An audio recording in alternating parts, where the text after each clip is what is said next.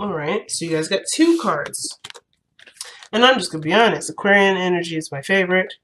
I love the air energy. So any cross watchers are watching, like, you need to pull multiple cards for Aquarius. First of all, I didn't probably do it because there was too many, and usually when these cards fall out, they come in clusters. So I'd only pick one out of that cluster, if it's especially the one on the top, and if the other ones are not being seen, I'll take those. And 2, I didn't pick these cards.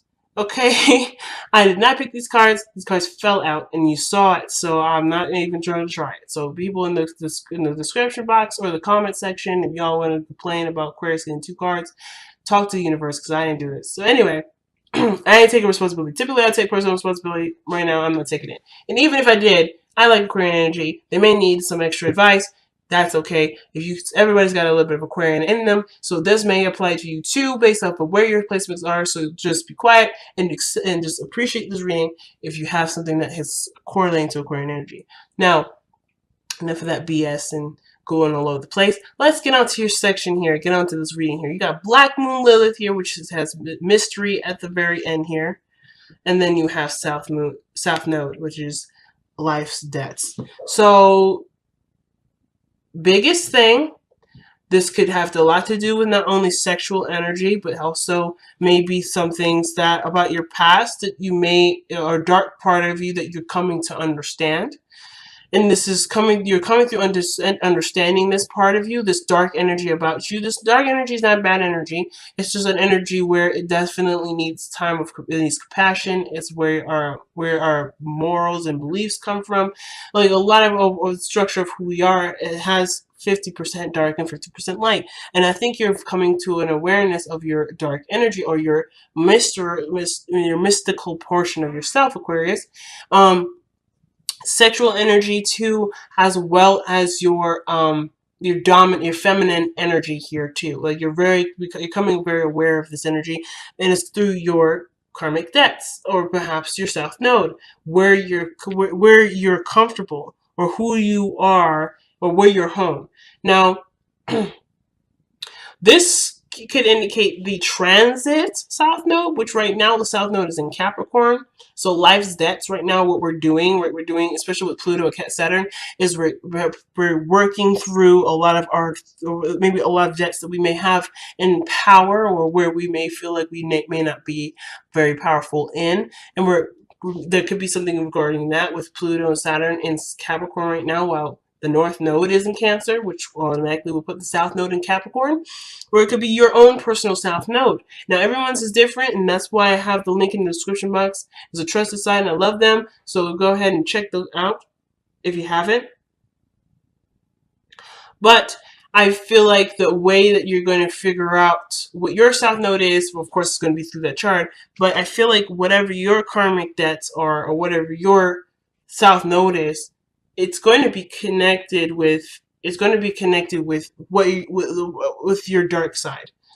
Okay, and I'm not trying to say that you're tapping into your dark energy and being bad with it or whatever. I am saying that there's something connecting you Lilith wise with your karmic debt. Now, this could have to do with sexual energy and maybe some sexual traumas here, or this situation has to do with maybe how your life has been playing out, maybe some things that are consistent about how you are. Maybe you feel like, maybe if some of you guys, and it's not even a ploy, perhaps it's not, maybe you're not feeling like you're understood or you're seeing very clearly, and it may be that you're the dark side of you, or there's something that Lilith is in something that would reflect intelligence or isolation.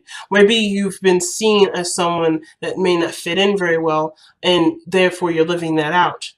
Or you're understanding why you're either not understood or so forth, right? There's something here regarding, Lilith energy with the South Node, with your karmic debt. And so let's see what the comparisons are. Let's see what the reading has to say with these 2 cards here. Very interesting starting out with those 2.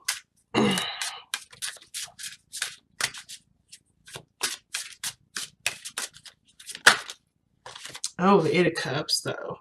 But you're emotionally done. Okay. And you're mostly drained too, so.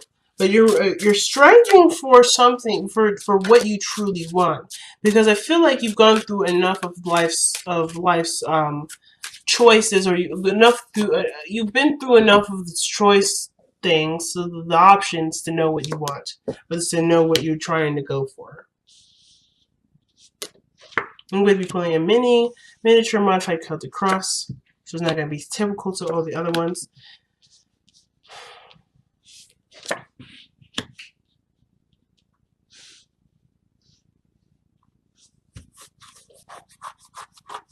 All right, and your crowning energy or your advice energy. Look right. So your underlying energy is showing the Six of Swords. Some of you guys have just gone traveling, or some of you guys are doing spiritual travel, where you're going through a spiritual, not awakening, but more of like a spiritual journey to understand you, to understand where you're coming from and who you are, okay? This could be a understanding and tapping into that part of your subconscious. Like I was saying, there's something here, I should have said too, this could indicate, like I said, the feminine energy. And the feminine energy can typically mean your intuition, trusting the subconscious, your subconscious self, being hyper aware and being energetically aware. Now, the Six of Swords, maybe this is activated by travel. This could be activated by you deciding to go down a certain path, or doing something that's different, or going down a certain journey. But it's also turning your back towards what was, right? So you can reach what is. And it's that in between, right? Where you're not anywhere, but you're not nowhere, if that makes sense.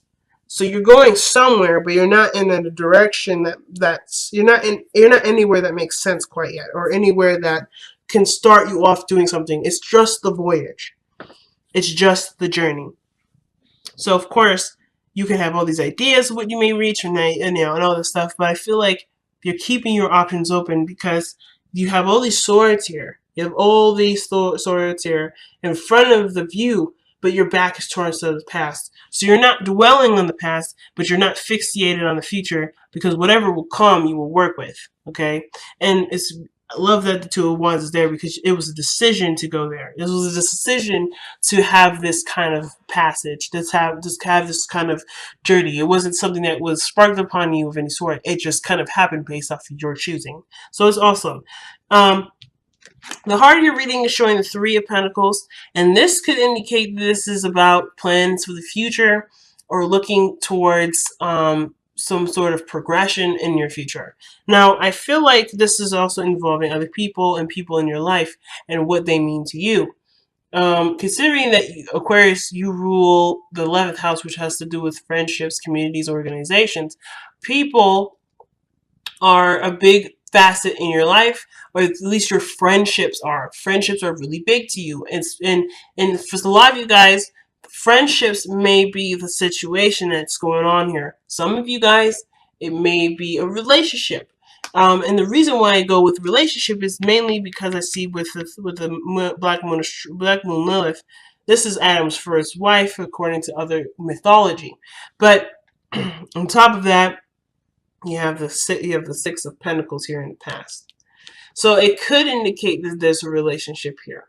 But I kind of feel like this has to do with groups and people in general. Mainly because there's three people here. There's three people in two cards, or in three cards here. Actually, if you look, there's multiple people in every card, except for the Ace of Cups and the Seven of Swords. Those are the only two cards that I would say there's no actual people in it. But if you look, three people here, three people here, three people here, three people here. Like if you didn't, I didn't even really think about it, but the monks are people too, right? And then there's a crowd here. Two people you can visibly see, and then another one hidden behind a horse. And even the horse can be acknowledged here, because horses have emotion too. But then there's this person sitting on the horse. So there's multiple people in all of these cards. So my thing is that what does this have to do with people? What is your development with people? What is your development with other people? Now, your South Node, or is usually the opposite of the sign that the North Node is in. So I'm not quite sure. I'm not quite sure what this would mean for everyone because I don't know everybody's charts. But I do know that Capricorn is where is not only success and power and control, but it's also traditions and things in which we are used to. And I feel like right now you're aware of what you're used to and you're breaking out of this. You're breaking out of the traditions, right? You're cleaning up karmic debt by no longer being in debt, by no longer having that sort of mentality that if you're in debt, there's no fixing it. You're going to do something different to clear karmic stuff. Now, this doesn't have to be karmic stuff too. It could just be old ways of living, old ways of being that you find to be not necessarily benefiting you.